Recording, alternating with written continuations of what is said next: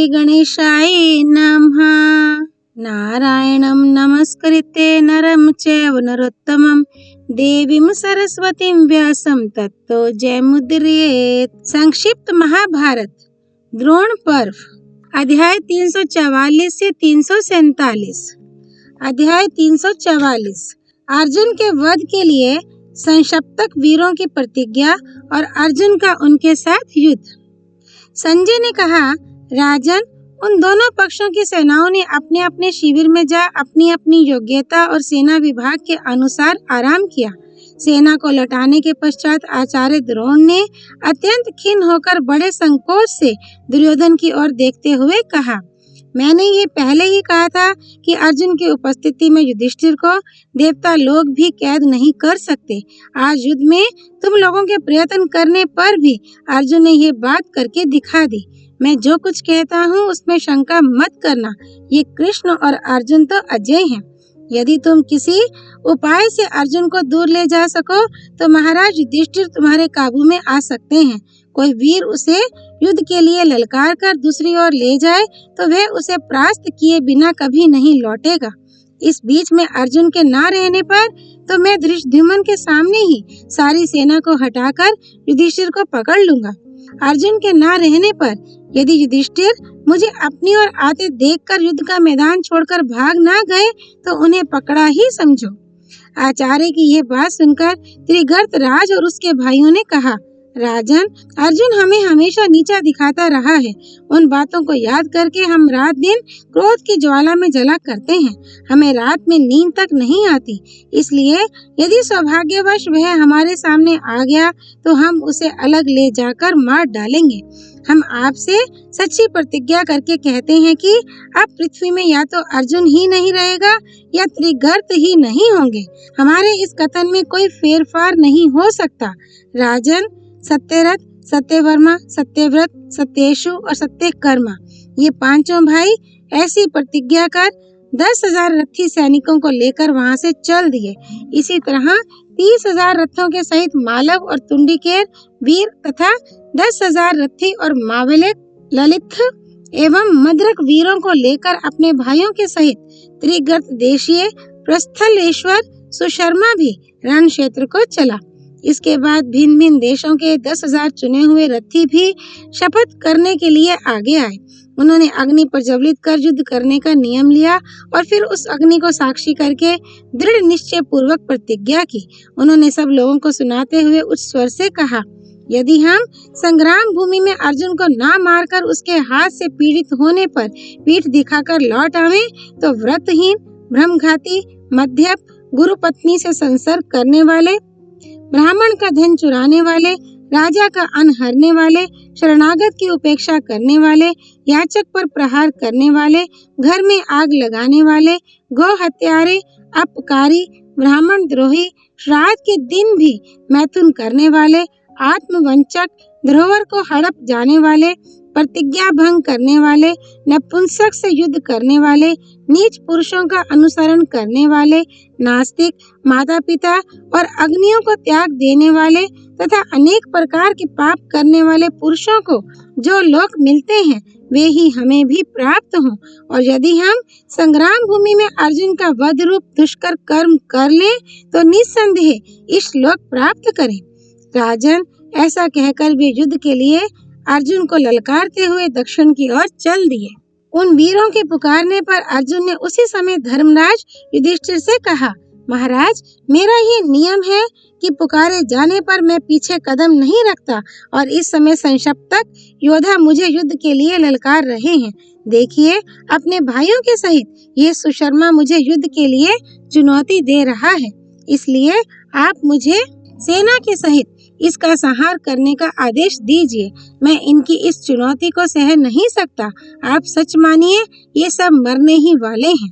युधिष्ठिर ने कहा, भैया, द्रोण ने जो प्रतिज्ञा की है वह तुम सुन ही चुके हो। अब तुम वही उपाय करो जिससे वह पूरी ना होने पावे। द्रोणाचार्य बलवान और शूरवीर हैं।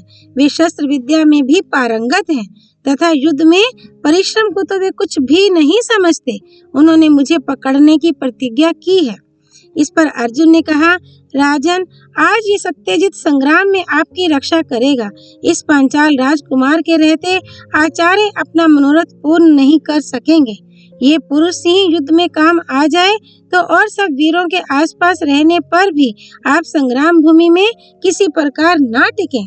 तब महाराज युधिष्ठिर ने अर्जुन को जाने की आज्ञा दी, उन्हें गले लगाया और प्रेम भरी दृष्टि से देखकर आशीर्वाद दिया। इस प्रकार उनसे विदा होकर अर्जुन त्रिगर्तों की ओर चले। अर्जुन के चले जाने से दुर्योधन की सेना को बड़ा हर्ष हुआ और वह बड़े उत्साह से महाराज युधिष्ठिर को पकड़ने का उद्योग करने लगी। फिर वे दोनों सेनाएं वर्षा काल में उमड़ी हुई गंगा यमुना के समान बड़े वेग से आपस में भिड़ गईं। संक्षिप्तकों ने एक चौरस मैदान में अपने रथों को चंद्राकार खड़ा करके मोर्चा जमाया। जब उन्होंने अर्जुन को अपनी ओर आते देखा तो वे हर्ष में भरकर बड़े ऊंचे स्वर से कोलाहल करने लगे। वह शब्द संपूर्ण दिशा विदिशा और आकाश में फैल गया। उन्हें अत्यंत आह्लादित देखकर अर्जुन ने कुछ मुस्कुराकर श्री कृष्ण से कहा, देवकी नंदन, आज इन मरणासन त्रिगर्त बंधुओं को तो देखिए, ये रोने के समय खुशी मनाने चले हैं। श्री कृष्ण से इतना कहकर महाबाहु अर्जुन त्रिगर्तों की व्यूहबद्ध सेना के समीप पहुँचे। वहां पहुंचकर उन्होंने अपना देवदत्त शंख बजाकर उसके गंभीर शब्द से सारी दिशाओं को गुंजा दिया। उस शब्द से भयभीत होकर संक्षिप्तकों की सेना पत्थर की तरह निश्चेष्ट हो गई। उनके घोड़ों की आंखें फट गईं, कान और केश खड़े हो गए, पैर सुन्न हो गए और वे बहुत सा खून उगलने और मूत्र त्यागने लगे। थोड़ी देर में उन्हें चेत हुआ तो उन्होंने सेना को संभालकर एक साथ ही अर्जुन पर बहुत से बाण छोड़े, किंतु अर्जुन ने अपने 10-5 बाणों से ही उन हजारों बाणों को बीच ही में काट डाला। फिर उन्होंने अर्जुन पर 10-10 बाण छोड़े और अर्जुन ने उनमें से प्रत्येक को 3-3 बाणों से घायल किया। इसके पश्चात उन्होंने अर्जुन को 5-5 बाणों से बींधा और पराक्रमी अर्जुन ने उन्हें 2-2 बाणों से बींधकर जवाब दिया। अब सुबाहु ने 30 बाणों से अर्जुन के मुकुट पर वार किया। इस पर अर्जुन ने एक बाण से सुबाहु के दस्ताने को काट दिया और फिर बाणों की वर्षा करके उसे मानो बिल्कुल ढक दिया। तब सुशर्मा, सुरथ, सुधर्मा, सुधर्मा और सुबाहु ने उन पर 10-10 बाणों से चोट की। उन बाणों को अर्जुन ने अलग अलग काट डाला तथा उनकी ध्वजाओं को भी काटकर गिरा दिया। फिर उन्होंने सुधर्मा के धनुष को काटकर उसके घोड़ों को भी मार गिराया तथा उसका शीर्ष त्राण सुशोभित सिर भी काटकर धड़ से अलग कर दिया। वीर सुधर्मा के मारे जाने से उसके सब अनुयायी डर गए और अत्यंत भयभीत होकर दुर्योधन की सेना की ओर भागने लगे। अर्जुन अपने पहने बाणों से त्रिगर्तों को नष्ट कर रहे थे, इसलिए वे मृगों की तरह डरकर जहाँ के तहाँ अचेत हो जाते थे। तब त्रिगर्त राज ने क्रोध में भरकर अपने महारथियों से कहा, शूरवीरों, बस भागना बंद करो, डरो मत। तुमने सारी सेना के सामने कठोर प्रतिज्ञा की है। अब भला दुर्योधन की सेना के पास जाकर इसी मुख से क्या कहोगे? संग्राम में ऐसी करतूत करने पर भला संसार में तुम्हारी हंसी क्यों ना होगी? इसलिए लौटो, हम सब मिलकर अपनी शक्ति के अनुसार पराक्रम करें। राजा के ऐसा कहने पर वे वीर परस्पर हर्ष प्रकट करते हुए शंख ध्वनि और कोलाहल करने लगे। फिर वे संक्षिप्तक और नारायण संज्ञक गोप मरने पर भी पीछे न हटने का निश्चय करके मैदान में आ गए। संक्षिप्तकों को फिर लौटा हुआ देखकर अर्जुन ने भगवान कृष्ण से कहा, ऋषिकेश, घोड़ों को फिर संक्षिप्तकों की ओर ले चलिए। मालूम होता है ये शरीर में प्राण रहते युद्ध का मैदान नहीं छोड़ेंगे। आज आप मेरा अस्त्र बल और धनुष तथा भुजाओं का पराक्रम देखिए। भगवान शंकर जैसे प्राणियों का संहार करते हैं, उसी प्रकार आज मैं इन्हें धराशायी कर दूंगा। अब नारायणी सेना के वीरों ने अत्यंत क्रुद्ध होकर अर्जुन को चारों ओर से बाण जाल से घेर दिया और एक क्षण में ही श्री कृष्ण के सहित अर्जुन को अदृश्य सा कर दिया। इससे अर्जुन की क्रोधाग्नि भड़क गई। उन्होंने गांडीव धनुष संभालकर शंख ध्वनि की और फिर उन पर विश्वकर्मास्त्र छोड़ा। उससे अर्जुन और श्री कृष्ण के अलग अलग हजारों रूप प्रकट हो गए। अपने प्रतिद्वंद्वियों के उन अनेकों रूपों को देखकर नारायणी सेना के वीर बड़े चक्कर में पड़े और एक दूसरे को अर्जुन समझकर ये अर्जुन है, ये कृष्ण है, ऐसा कहकर आपस में ही मार धाड़ करने लगे। इस प्रकार इस देवे अस्त्र की माया में फंसकर वे आपस में ही लड़कर मर गए। उनके छोड़े हुए हजारों बाणों को भस्म करके वह अस्त्र उन सभी को यमलोक में ले गया। अब अर्जुन ने हंसकर अपने बाणों से ललित, मालव, मावेलक और त्रिगर्त वीरों को पीड़ित करना आरंभ किया। तब काल की प्रेरणा से उन क्षत्रिय वीरों ने भी अर्जुन पर अनेक प्रकार के बाण छोड़े। उनकी भीषण बाण वर्षा से बिल्कुल ढक जाने के कारण वहां न अर्जुन दिखाई देते थे और न रथ न श्री कृष्ण ही दिख रहे थे। इस प्रकार अपना लक्ष्य सिद्ध हुआ समझकर वे वीर बड़े हर्ष से कहने लगे कि कृष्ण और अर्जुन मारे गए तथा हजारों भेरी, मृदंग और शंख बजाकर भीषण सिंहनाद भी करने लगे। इसी समय श्री कृष्ण ने पुकार कर कहा, अर्जुन तुम कहाँ हो? मुझे दिखाई नहीं दे रहे हो। श्री कृष्ण का यह वाक्य सुनकर अर्जुन ने बड़ी फुर्ती से वायव्यास्त्र छोड़ा। उससे उनकी बाण वर्षा छिन्न-भिन्न हो गई तथा वासुदेव संशप्तक वीरों को भी उनके घोड़े, हाथी और रथों के सहित सूखे पत्तों के समान उड़ा ले गए। इस प्रकार व्याकुल करके उन्होंने हजारों संशप्तकों को अपने पैने बाणों से मार डाला। परले काल में जैसे भगवान रुद्र की संहार लीला होती है, उसी प्रकार इस समय संग्राम भूमि में अर्जुन बड़ा ही विभत्स और भीषण कांड कर रहे थे। अर्जुन की मार से व्याकुल होकर त्रिगर्तों के हाथी, घोड़े और रथ उन्हीं की ओर दौड़ते थे और फिर संग्राम भूमि में गिरकर इंद्र के अतिथि हो जाते थे। अध्याय 345 द्रोणाचार्य द्वारा पांडवों का पराभव तथा वृक, सत्यजित, शतानिक, वसुदान और शत्रुदेव आदि का वध।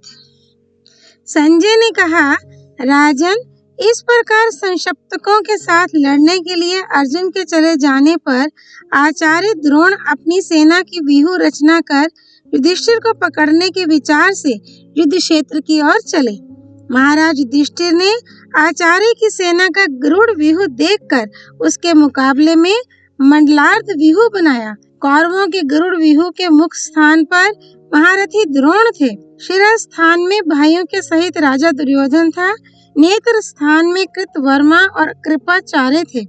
ग्रीवा स्थान में भूत शर्मा, क्षेम शर्मा, कर्काक्ष तथा कलिंग, सिंहल, पूर्वदेश, शूर, आभीर, दशरथ, शक, यवन, काम्बोज, हंसपत, शूरसेन, दरत, मद्र और केके आदि देशों के वीर हथियारों से लैस होकर हाथी, घोड़े, रथ और पदाति सेना के रूप में खड़े थे। दाईं ओर अक्षौहिणी सेना के सहित भूरिश्रवा, शल्य, सोमदत्त और बहालिक थे। बाईं ओर अवंती नरेश विंद और अनुविंद एवं कंबोज नरेश सुदक्षिण थे। इनके पीछे द्रोण पुत्र अश्वत्थामा डटे हुए थे। वृष स्थान में कलिंग, अमष्ट, मगध, पौंड्र, मद्र, गंधार, शकुन, पूर्वदेश, पर्वतीय प्रदेश और बसाती आदि देशों के वीर थे। पूंछ की जगह अपने पुत्र तथा जाति और कुटुंब के लोगों के सहित भिन्न भिन्न देशों की सेना लिए कर्ण खड़ा था तथा हृदय स्थान में जयद्रथ, संपाति, ऋषभ, जय, भूमिजय, वृष, क्रात और निषदराज बहुत बड़ी सेना के साथ खड़े थे। इस प्रकार पदाति, अश्वारोही, गजारोही और रथी सेना से आचार्य द्रोण का बनाया हुआ वह गरुड़ व्यूह वायु के झकोरों से उछलते हुए समुद्र के समान जान पड़ता था। इसके मध्य भाग में हाथी पर चढ़े हुए महाराज भगदत्त बालसूर्य के समान सुशोभित हो रहे थे। इस अजय और अति मानुष व्यूह को देखकर राजा युधिष्ठिर ने धृष्टद्युम्न से कहा, वीर, आज तुम ऐसा प्रयत्न करो जिससे मैं द्रोणाचार्य के हाथ में ना पड़ूं। धृष्टद्युम्न ने कहा, महाराज, द्रोणाचार्य कितना ही प्रयत्न करें, वे आपको अपने काबू में नहीं कर सकेंगे। आज उन्हें और उनके अनुयायियों को मैं रोकूंगा। मेरे जीवित रहते आप किसी प्रकार की चिंता ना करें। द्रोणाचार्य संग्राम में मुझे किसी प्रकार नहीं जीत सकते। ऐसा कहकर महाबली धृष्टद्युम्न बाणों की वर्षा करता हुआ स्वयं ही द्रोणाचार्य के मुकाबले में आ गया। ये अपशकुन देखकर आचार्य कुछ खिन्न हो गए। तब आपके पुत्र दुर्मुख ने धृष्टद्युम्न को रोका। बस दोनों वीरों में बड़ा भयंकर युद्ध होने लगा। जिस समय ये दोनों युद्ध में संलग्न थे, द्रोणाचार्य ने अपने बाणों से युधिष्ठिर की सेना को अनेक प्रकार से छिन्न-भिन्न कर दिया। इससे कहीं कहीं से पांडवों का व्यूह टूट गया। अब वह युद्ध पागलों के समान मर्यादाहीन हो गया। उस समय आपस में अपने पराये का भी पता नहीं लगता था। इस प्रकार जब बड़ा ही घमासान और भयंकर युद्ध चल रहा था, आचार्य ने सब वीरों को चक्कर में डालकर युधिष्ठिर पर आक्रमण किया। राजा युधिष्ठिर आचार्य को अपने समीप पहुंचा देखकर निर्भयता से बाण बरसाते हुए उनका सामना करने लगे। इसी समय महाबली सत्यजित उन्हें बचाने के लिए आचार्य की ओर बढ़ा। उसने अपना अस्त्र कौशल दिखाते हुए एक तीखी नोक वाले बाण से आचार्य को घायल कर दिया। फिर 5 बाण मारकर उनके सारथी को मूर्छित किया। 10 बाणों से घोड़ों को घायल कर डाला। 10-10 बाणों से दोनों पार्श्व रक्षकों को बीन दिया और अंत में उनकी ध्वजा भी काट डाली। तब द्रोण ने 10 मर्मभेदी बाणों से सत्यजित को घायल करके उसके धनुष बाण भी काट डाले। सत्यजित ने तुरंत ही दूसरा धनुष लेकर आचार्य पर 30 बाणों से वार किया। इस प्रकार द्रोण को सत्यजित के काबू में पड़ा देख पांचाल देशीय वृक ने भी उन पर 100 बाणों की चोट की। ये देखकर पांडव लोग हर्षनाद करने लगे। इसी समय वृक ने अत्यंत क्रोध में भरकर द्रोण की छाती में 60 बाण मारे। तब आचार्य ने सत्यजित और वृक के धनुषों को काटकर केवल 6 बाणों से वृक को उसके सारथी और घोड़ों के सहित मार डाला। इस पर सत्यजित ने दूसरा धनुष लेकर द्रोणाचार्य जी को उनके सारथी और घोड़ों के सहित घायल कर दिया तथा उनकी ध्वजा भी काट डाली। जब सत्यजित के हाथ से आचार्य बहुत पीड़ित होने लगे तो उन्हें सहन ना हुआ और उन्होंने उसे मारने के लिए बाणों की झड़ी लगा दी। उन्होंने उसके घोड़े, ध्वजा, धनुष, मूठ, सारथी और दोनों पार्श्व रक्षकों पर हजारों बाण छोड़े, किंतु सत्यजित बार बार धनुष कट जाने पर भी आचार्य के सामने डटा ही रहा। युद्ध भूमि में उसका ऐसा उत्साह देखकर आचार्य ने एक अर्धचंद्राकार बाण से उसका सिर उड़ा दिया। उस पांचाल महारथी के मारे जाने पर धर्मराज द्रोणाचार्य के भय से अपने घोड़ों को बहुत तेजी से हंकवाकर युद्ध के मैदान से भाग गए। अब आचार्य के सामने मत्स्यराज विराट का छोटा भाई शतानीक आया। वह 6 तीखे बाणों से सारथी और घोड़ों के सहित द्रोण को बींधकर बड़ी गर्जना करने लगा। फिर उसने उन पर और भी सैकड़ों बाण छोड़े। तब उसे बहुत गरजते देख आचार्य ने बड़ी फुर्ती से एक छुर पर बाण मारकर उसका कुंडल मंडित मस्तक काट डाला। ये देखकर मत्स्य देश के सब वीर भागने लगे। इस प्रकार मत्स्य वीरों को जीतकर द्रोणाचार्य ने चेदी, करुष, केकय, पांचाल, सृंजय और पांडव वीरों को भी बार बार परास्त किया। आग जैसे जंगल को जला डालती है, उसी प्रकार क्रोध में भरे हुए आचार्य को सेनाओं का विध्वंस करते देखकर सब सृंजय वीर कांप उठे। जब युधिष्ठिर आदि ने देखा कि आचार्य हमारी सेनाओं को भस्म किए डालते हैं तो वे उन पर चारों ओर से टूट पड़े। फिर उनमें से शिखंडी ने 5, क्षत्रवर्मा ने 20, वसुदान ने 5, उत्मौजा ने 3, क्षत्रदेव ने 7, सात्यकी ने 100, युधामन्यु ने 8, युधिष्ठिर ने 12, धृष्टद्युम्न ने 10 और चेकितान ने 3 बाणों से उन पर चोट की। तब द्रोण ने सबसे पहले दृढ़सेन को धराशायी किया, फिर 9 बाणों से राजा क्षेम को घायल किया। इससे वह मरकर रथ से नीचे गिर गया। इसके पश्चात उन्होंने 12 बाणों से शिखंडी को और 20 से उत्मौजा को घायल किया तथा एक भल बाण से वसुदान को यमराज के घर भेज दिया। फिर 80 बाणों से क्षत्रवर्मा पर और 26 से सुदक्षिण पर वार किया तथा एक भल से क्षत्रदेव को रथ से नीचे गिरा दिया। तदनंतर 64 बाणों से युधामन्यु को और तीसरे सात्यकी को बींधकर वे फुर्ती से धर्मराज युधिष्ठिर के सामने आ गए। ये देखकर युधिष्ठिर अपने घोड़ों को तेजी से हंकवाकर युद्ध क्षेत्र से भाग गए और अब आचार्य के सामने एक पांचाल राजकुमार आकर डट गया। आचार्य ने फौरन ही उसका धनुष काट दिया तथा सारथी और घोड़ों के सहित उसका भी काम तमाम कर दिया। उस राजकुमार के मारे जाने पर सेना में चारों ओर से द्रोण को मारो ऐसा कोलाहल होने लगा, किंतु उन अत्यंत क्रोधातुर पांचाल, मत्स्य, केकय, सृंजय और पांडव वीरों को द्रोणाचार्य ने घबराहट में डाल दिया।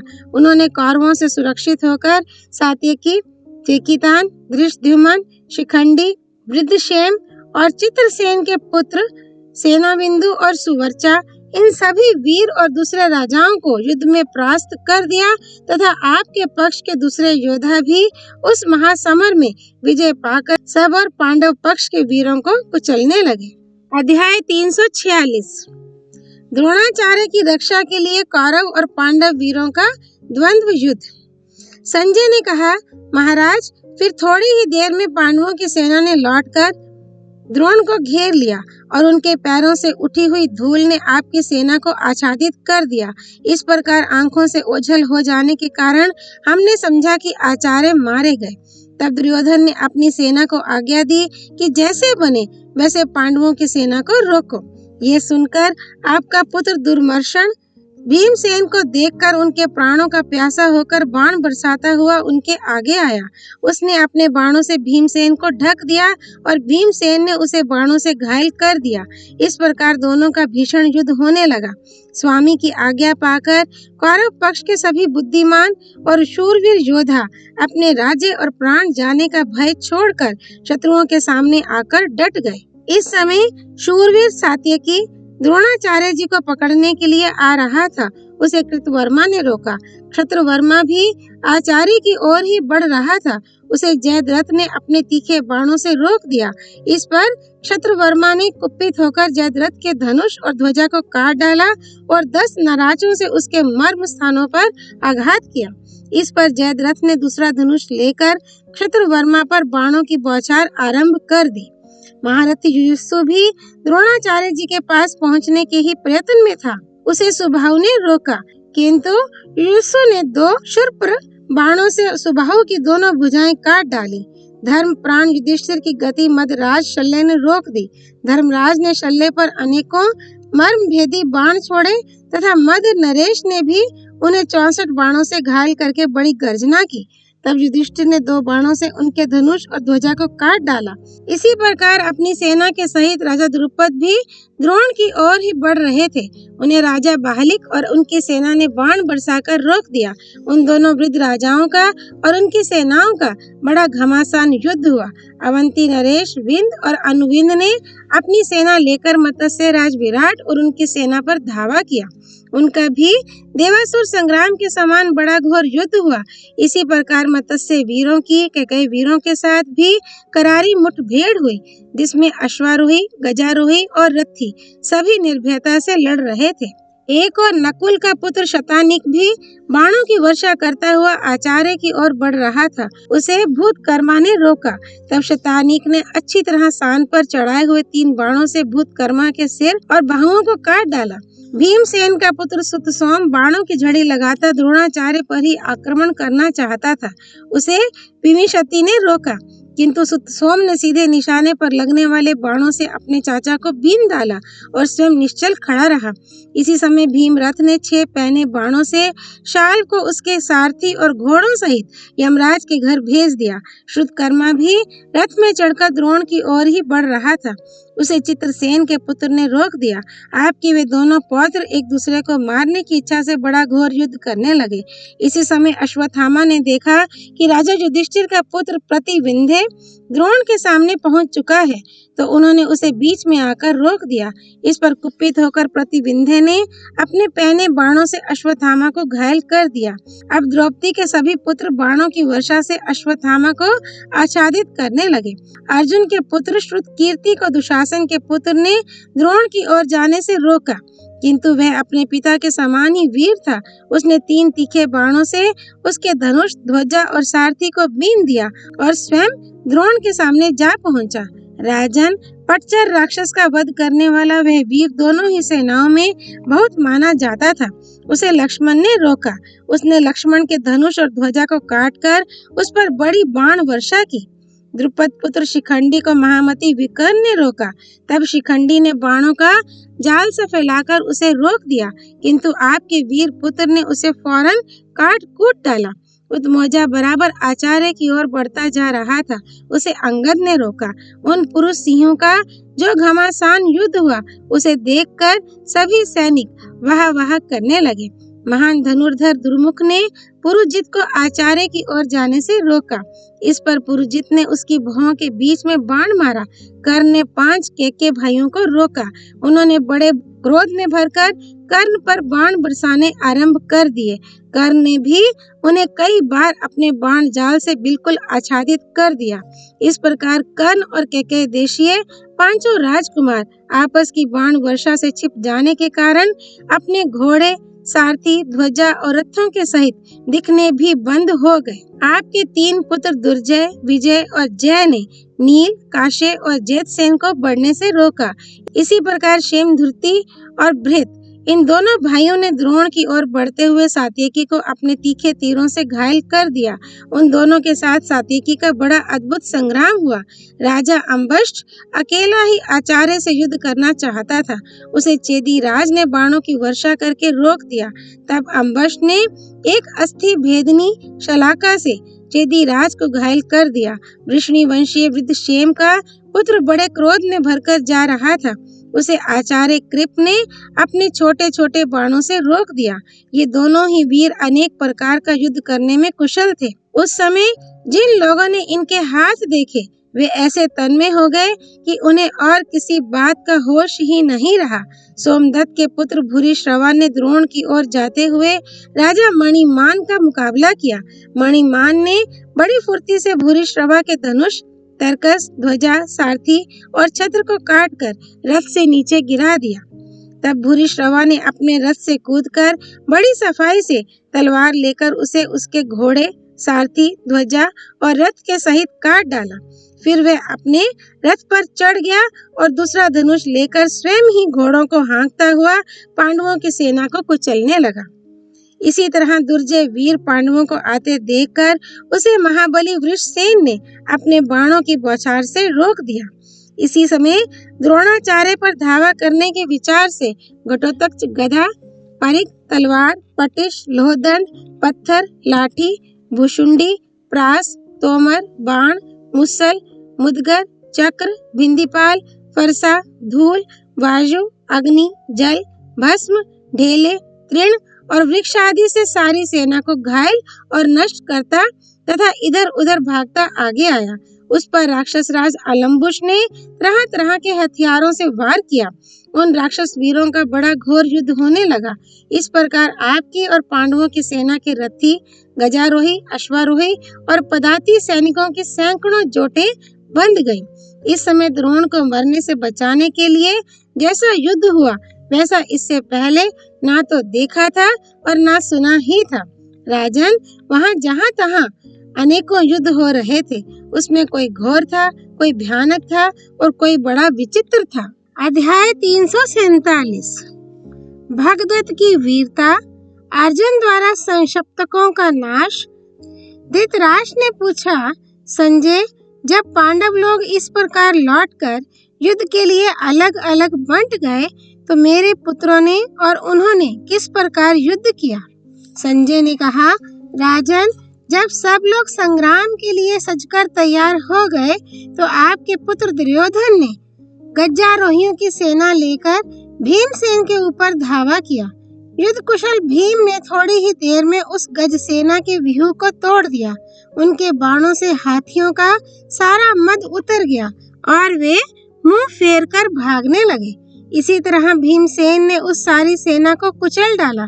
ये देखकर दुर्योधन का क्रोध भड़क उठा और वह भीमसेन के सामने आकर उन्हें अपने पहने बाणों से बींधने लगा।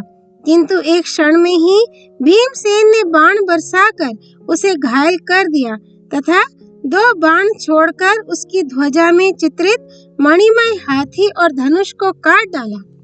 इस प्रकार दुर्योधन को पीड़ित होते देख अंग देश का राजा हाथी पर सवार हुआ भीमसेन के सामने आया।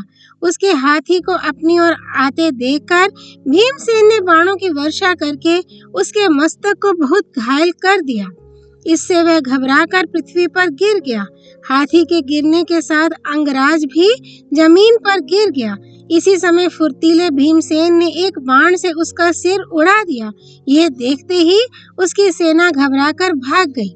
इसके बाद ऐरावत के वंश में उत्पन्न हुए एक विशालकाय गजराज पर चढ़ प्राग ज्योतिष नरेश भगदत्त ने भीमसेन पर आक्रमण किया। उनके हाथी ने क्रोध में भरकर अपने आगे के 2 पैर और सूंड से भीमसेन के रथ और घोड़ों को एकदम कुचल डाला। भीमसेन अंजलिका वेद जानते थे, इसलिए वे भगे नहीं बल्कि दौड़कर हाथी के पेट के नीचे छिप गए और बार बार उसे थपथपाने लगे।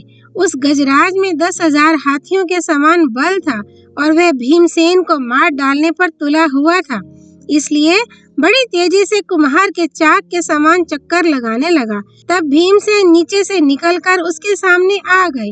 हाथी ने उन्हें सूंड से गिराकर घुटनों से मसलना आरंभ किया। तब भीमसेन ने अपने शरीर को घुमाकर उसकी सूंड से निकाल लिया और वे फिर उसके शरीर के नीचे छिप गए। कुछ देर में वे उससे बाहर आकर बड़े वेग से भाग गए। ये देखकर सारी सेना में बड़ा कोलाहल होने लगा। पांडवों की सेना उस हाथी से बहुत डर गई और जहां भीमसेन खड़े थे वहीं पहुंच गई।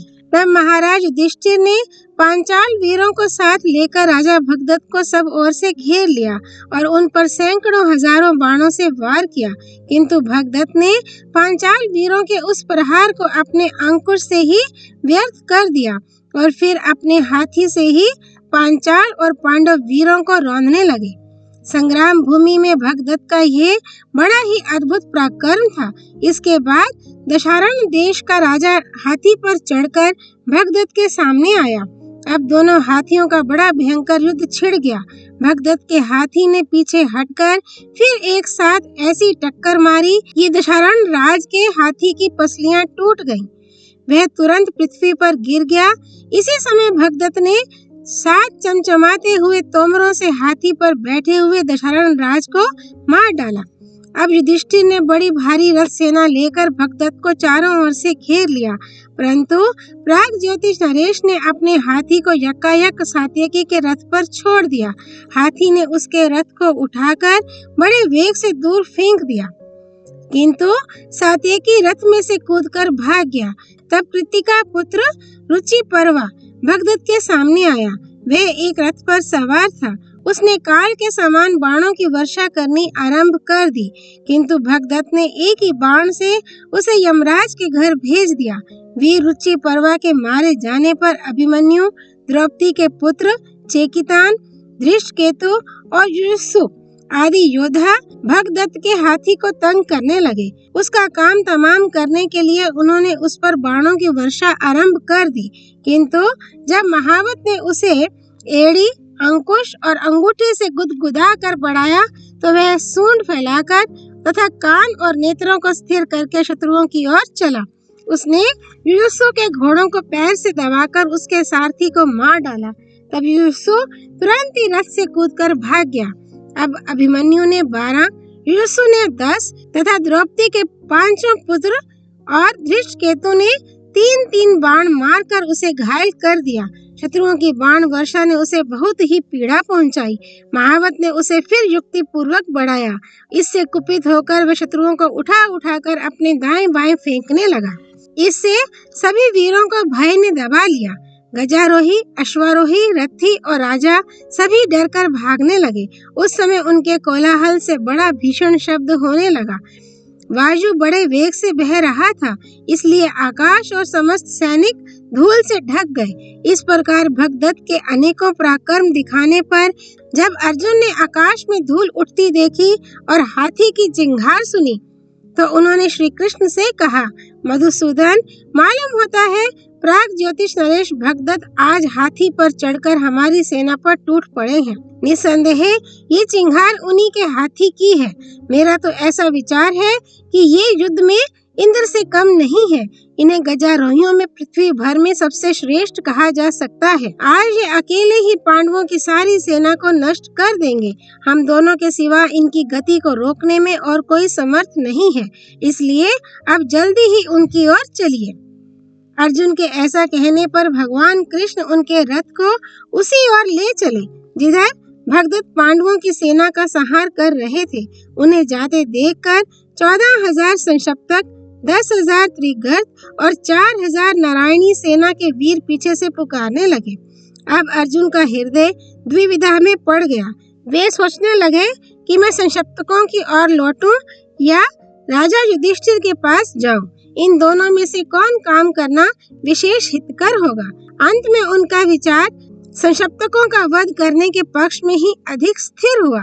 इसलिए वे अकेले ही हजारों वीरों का सफाया करने के विचार से फिर संशप्तकों की ओर लौट पड़े। संशप्तक महारथियों ने एक साथ हजारों बाण अर्जुन पर छोड़े। उनसे बिल्कुल ढक जाने के कारण अर्जुन, कृष्ण तथा उनके घोड़े और रथ सभी दिखने बंद हो गए। तब अर्जुन ने बात की बात में उन्हें ब्रह्मास्त्र से नष्ट कर दिया। फिर उनके बाणों से संग्राम भूमि में अनेकों ध्वजाएं, घोड़े, सारथी, हाथी और महावत कट कट कर गिर गए। अनेकों वीरों की भुजाएं, जिनमें रिष्टि, प्रास, तलवार, बघनक, मुदगर और फरसे आदि लगे हुए थे, कटकर इधर उधर फैल गईं तथा उनके सिर जहां तहां लुढ़कने लगे। अर्जुन का ये अद्भुत पराक्रम देखकर श्री कृष्ण को बड़ा आश्चर्य हुआ और वे कहने लगे, पार्थ, आज तुमने जो काम किया है, मेरे विचार से वह इंद्र, यम और कुबेर से भी होना कठिन है। मैंने युद्ध में प्रत्यक्ष ही सैकड़ों हजारों संशप्तक महारथियों को एक साथ गिरते देखा है। इस प्रकार वहां जो संशप्तक वीर मौजूद थे, उनमें से अधिकांश को मारकर अर्जुन ने श्री कृष्ण से कहा, अब भगदत्त की ओर चलिए। तब श्री माधव ने बड़ी फुर्ती से घोड़ों को द्रोणाचार्य की सेना की ओर मोड़ दिया। ये देखकर सुशर्मा ने अपने भाइयों को साथ लेकर उनका पीछा किया। तब अर्जुन ने श्री कृष्ण से पूछा, अच्युत, देखिए, इधर तो अपने भाइयों के सहित सुशर्मा मुझे युद्ध के लिए ललकार रहा है और उधर उत्तर दिशा में हमारी सेना का संहार हो रहा है। बताइए, इनमें से कौन काम करना हमारे लिए अधिक हितकर होगा। ये सुनकर श्री कृष्ण ने त्रिगर्तराज सुशर्मा की ओर रथ मोड़ दिया। अर्जुन ने तुरंत ही 7 बाणों से सुशर्मा को बींधकर 2 बाणों से उसके धनुष और ध्वजा को काट डाला। फिर 6 बाणों से उसके भाई को सारथी और घोड़ों सहित यमराज के पास भेज दिया। तब सुशर्मा ने तककर अर्जुन पर एक लोहे की शक्ति और श्री कृष्ण पर एक तोमर छोड़ा। अर्जुन ने 3-3 बाणों से शक्ति और तोमर दोनों ही को काट डाला और फिर बाणों की वर्षा से सुशर्मा को मूर्छित कर द्रोण की ओर लौट पड़े। उन्होंने अपनी बाण वर्षा से कौरवों की सेना को छा दिया और फिर वे भगदत्त के सामने आकर डट गए। भगदत्त मेघ के समान श्याम वर्ण हाथी पर चढ़े हुए थे। उन्होंने अर्जुन पर बाणों की वर्षा करनी आरंभ कर दी, किंतु अर्जुन ने बीच ही में उन सब बाणों को काट डाला। इस पर भगदत्त ने भी अर्जुन के बाणों को रोककर श्री कृष्ण और उन पर बाणों की चोट आरंभ की। तब अर्जुन ने उनके धनुष को काट डाला, अंगरक्षकों को मारकर गिरा दिया और भगदत्त के साथ खेल सा करते हुए युद्ध करने लगे। भगदत्त ने उन पर 14 तोमर छोड़े, किंतु उन्होंने प्रत्येक के 2-2 टुकड़े कर दिए। फिर उन्होंने भगदत्त के हाथी का कवच काट डाला। तब भगदत्त ने श्री कृष्ण पर एक लोहे की शक्ति छोड़ी, किंतु अर्जुन ने उसके 2 टुकड़े कर डाले तथा भगदत्त के छत्र और ध्वजा को काटकर उन्हें 10 बाणों से बींध डाला। इससे भगदत्त को बड़ा विस्मय हुआ। इस प्रकार अर्जुन के बाणों से बिंधे हुए भगदत्त ने भी क्रोध में भरकर उनके मस्तक पर कई बाण मारे। इससे उनका मुकुट कुछ टेढ़ा हो गया। मुकुट को सीधा करते हुए अर्जुन ने भगदत्त से कहा, राजन, अब तुम इस संसार को जी भरकर देख लो। ये सुनकर भगदत्त क्रोध में भर गए और अर्जुन तथा श्री कृष्ण पर बाणों की वर्षा करने लगे। यह देख अर्जुन ने बड़ी फुर्ती से उनके धनुष और तरकसों को काट डाला तथा 72 बाणों से उनके मर्म स्थानों को बीन दिया। इससे अत्यंत व्यथित होकर भगदत्त ने वैष्णवास्त्र का आह्वान किया और उससे अंकुश को अभिमंत्रित करके उसे अर्जुन की छाती पर चलाया। भगदत्त का वह अस्त्र सबका नाश करने वाला था। अतः श्री कृष्ण ने अर्जुन को ओट में कर उसे अपनी ही छाती पर झेल लिया। इससे अर्जुन के चित्त को बड़ा क्लेश पहुंचा और उन्होंने श्री कृष्ण से कहा, भगवान, आपने तो प्रतिज्ञा की है कि मैं युद्ध ना करके केवल सारथी का काम करूंगा, किंतु अब आप अपनी प्रतिज्ञा का पालन नहीं कर रहे हैं। यदि मैं संकट में पड़ जाता या अस्त्र का निवारण करने में असमर्थ हो जाता, उस समय आपका ऐसा करना उचित होता। आपको तो ये भी मालूम है कि यदि मेरे हाथ में धनुष और बाण हो तो मैं देवता, असुर और मनुष्यों सहित संपूर्ण लोकों को जीतने में समर्थ हूँ। ये सुनकर भगवान श्री कृष्ण ने अर्जुन से ये रहस्यपूर्ण वचन कहे। कुंती नंदन सुनो, मैं तुम्हें एक गुप्त बात बतलाता हूँ जो पूर्व काल में घटित हो चुकी है। मैं 4 स्वरूप धारण कर सदा संपूर्ण लोकों की रक्षा में तत्पर रहता हूँ। अपने को ही अनेकों रूपों में विभक्त करके संसार का हित करता हूँ। नारायण नाम से प्रसिद्ध मेरी एक मूर्ति इस भूमंडल पर रहकर तपस्या करती है। दूसरी मूर्ति जगत के शुभाशुभ कर्मों पर दृष्टि रखती है। तीसरी मनुष्य लोक में आकर नाना प्रकार के कर्म करती है और चौथी वह है जो 1000 वर्षों तक जल में शयन करती है। वह मेरा चौथा विग्रह जब 1000 वर्ष के पश्चात शयन से उठता है, उस समय वर पाने योग्य भक्तों तथा ऋषि महर्षियों को उत्तम वरदान देता है। एक बार जबकि वही समय प्राप्त था, पृथ्वी देवी ने जाकर मुझसे यह वरदान मांगा कि मेरा पुत्र नरकासुर देवता तथा असुरों से अवध्य हो और उसके पास वैष्णवास्त्र रहे। पृथ्वी की यह याचना सुनकर मैंने उसके पुत्र को अमोघ वैष्णवास्त्र दिया और उससे कहा, पृथ्वी, यह अमोघ वैष्णवास्त्र नरकासुर की रक्षा के लिए उसके पास रहेगा। अब उसे कोई नहीं मार सकेगा। पृथ्वी की मनोकामना पूरी हुई और वह ऐसा ही हो कहकर चली गई तथा वह नरकासुर भी दुर्धर्ष होकर शत्रुओं को संताप देने लगा। अर्जुन, वही मेरा वैष्णवास्त्र नरकासुर से भगदत्त को प्राप्त हुआ था। इंद्र और रुद्र आदि देवताओं सहित संपूर्ण लोकों में कोई भी ऐसा नहीं है जो इस अस्त्र से मारा ना जा सके। अतः तुम्हारी प्राण रक्षा के लिए ही मैंने इस अस्त्र की चोट स्वयं सह ली और इसे व्यर्थ कर दिया है। अब भगदत्त के पास ये दिव्य अस्त्र नहीं रहा, अतः इस महान असुर को तुम मार डालो। महात्मा श्री कृष्ण के ऐसा कहने पर अर्जुन ने सहसा तीक्ष्ण बाणों की वर्षा करके भगदत्त को ढक दिया और उनके हाथी के दोनों कुंभ स्थलों के बीच में बाण मारा। वह बाण पूंछ सहित उसके मस्तक में धंस गया। फिर तो राजा भगदत्त के बार बार हाँकने पर भी हाथी आगे ना बढ़ सका और 8 स्वर से चिंघाड़ते हुए उसने प्राण त्याग दिए। तब श्री कृष्ण ने अर्जुन से कहा, पार्थ, ये भगदत्त बहुत बड़ी उम्र का है। इसके सिर के बाल सफेद हो गए हैं। पलकें ऊपर ना उठने के कारण इसकी आंखें प्रायः बंद रहती हैं। इस समय इसने आंखों को खुली रखने के लिए कपड़े की पट्टी से पलकों को ललाट में बांध रखा है। भगवान के कहने से अर्जुन ने बाण मारकर भगदत्त के सिर की पट्टी काट दी। उसके कटते ही भगदत्त की आंखें बंद हो गईं। तत्पश्चात एक अर्धचंद्राकार बाण मारकर अर्जुन ने राजा भगदत्त की छाती छेद दी। उनका हृदय फट गया, प्राण पखेरु उड़ गए और हाथ से धनुष बाण छूटकर गिर पड़े। पहले उनके मस्तक से खिसककर पगड़ी गिरी, फिर वे स्वयं भी पृथ्वी पर गिर गए। इस प्रकार अर्जुन ने उस युद्ध में इंद्र के सखा राजा भगदत्त का वध किया और कौरव पक्ष के अन्य योद्धाओं का भी संहार कर डाला। ओम तत्सत। नर नारायण स्वरूप भगवान श्री कृष्ण की जय। भगवती सरस्वती देवी की जय। भगवान व्यास अवतार श्री कृष्ण द्वैपायन की जय। श्री हरि अर्पणमस्तु।